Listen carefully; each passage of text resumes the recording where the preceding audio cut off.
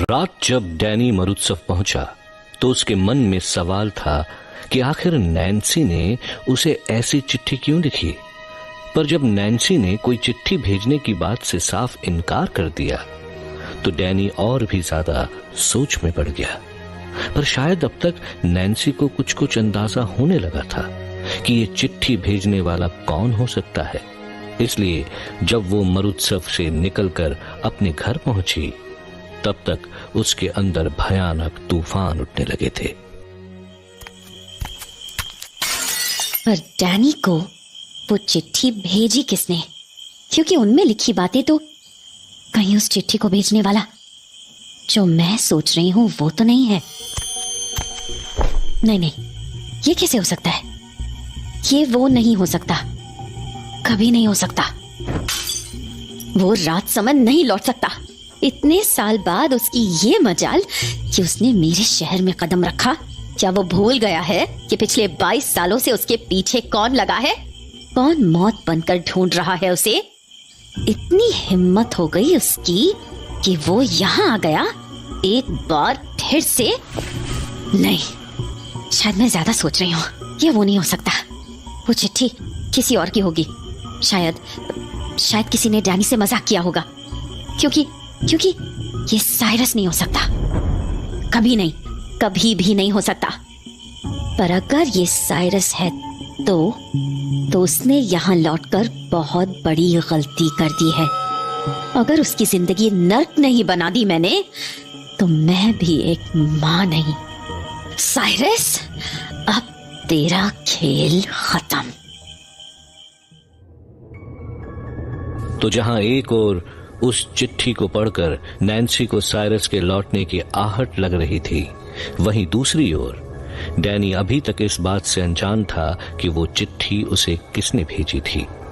मरुत्सव में जब नैन्सी ने चिट्ठी भेजने की बात से साफ इनकार कर दिया तो उसके दिमाग में बस एक ही नाम रह गया और वो थी रूबी। और जैसे ही डैनी घर पहुंचा, रूबी उसके सामने थी।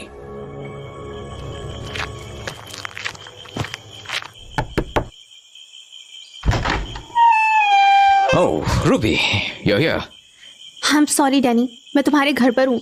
मैं अभी अपने घर चली जाती हूँ। What?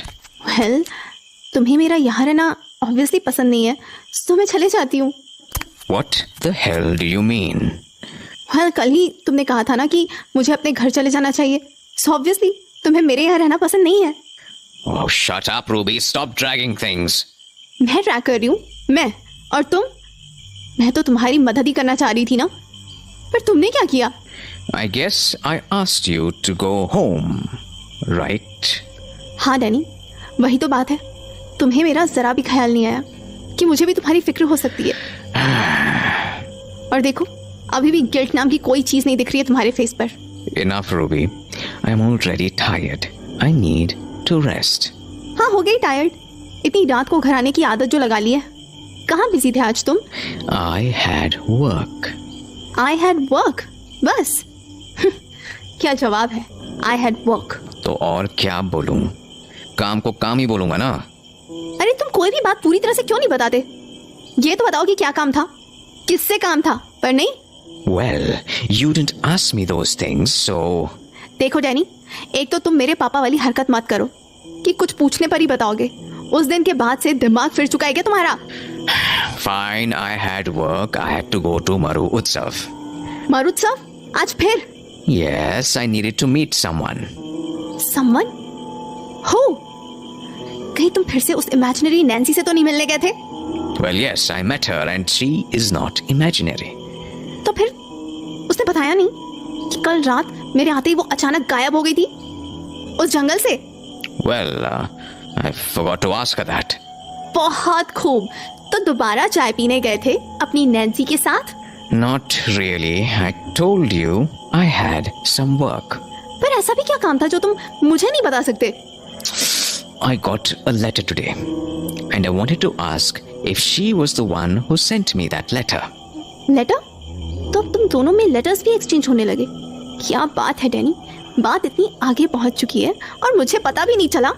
अभी 1 मिनट पहले you were the one who said she doesn't exist. मतलब वो imaginary है. And now you have a totally different perspective about her.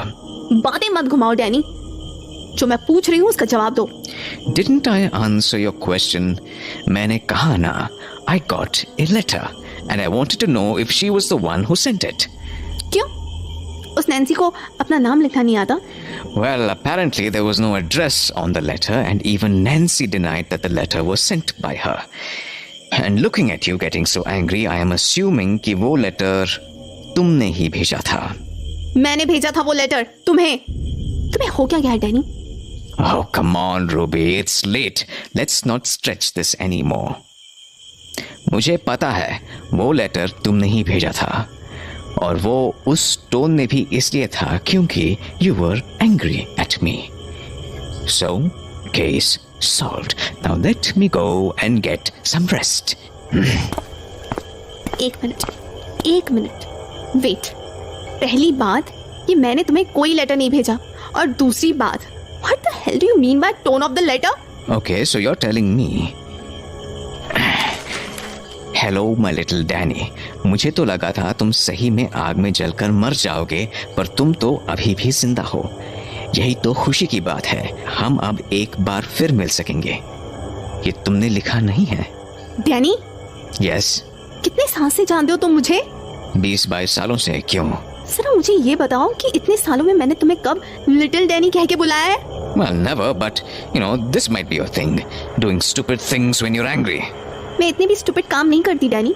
और तुम्हें क्या लगता है मैं गुस्सा होने पर ये कहूंगी कि मुझे लगा तुम आग में जलकर मर गए होगे? तुम्हारा दिमाग तो ठीक है ना? Okay, now that's confusing. What do you mean confusing? मतलब ये कि only 2 people knew कि कल रात क्या हुआ था. एक तुम और एक नैन्सी.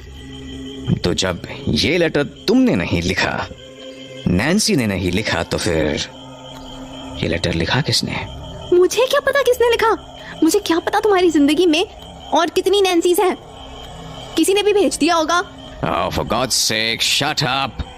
क्या शट अप? एक तो मुझसे इतना रूडली बात करते हो, ऊपर से किसी और का दिया हुआ लेटर मुझे थमा के कहते हो कि वो लेटर मैंने लिखा है, और उसके बाद मैं गुस्सा करती हूँ तो शट अप कह देते हो. अरे डैनी तू आ गया. और ये क्या, तुम दोनों फिर से लड़ने लगे? अभी कल ही तो झगड़ रहे थे ना तुम दोनों. इस डैनी से ही पूछिए आंटी. पूरी दुनिया से मीठी बातें किया करता है, पर जब मेरी बारी आती है ना तो इतना रूड हो जाता है जैसे मैं इसकी दुश्मन हूँ. अरे डैनी बेटा, क्यों ऐसा करता है? और रूबी, क्या किया इसने? अरे देखिए ना आंटी, तो जाने किसका लेटर है इसके पास, और ये मुझसे कहे जा रहा है कि वो लेटर मैंने भेजा है इसे, जबकि मैंने भेजा ही नहीं. लेटर? कैसा लेटर? वो आज सुबह ऑफिस में एक लेटर आया था मुझे. तो उसमें भेजने वाले ने नाम नहीं लिखा था क्या? No, it was blank. अच्छा, ला दिखा मुझे जरा, मैं देखती हूँ किसका लेटर है वो.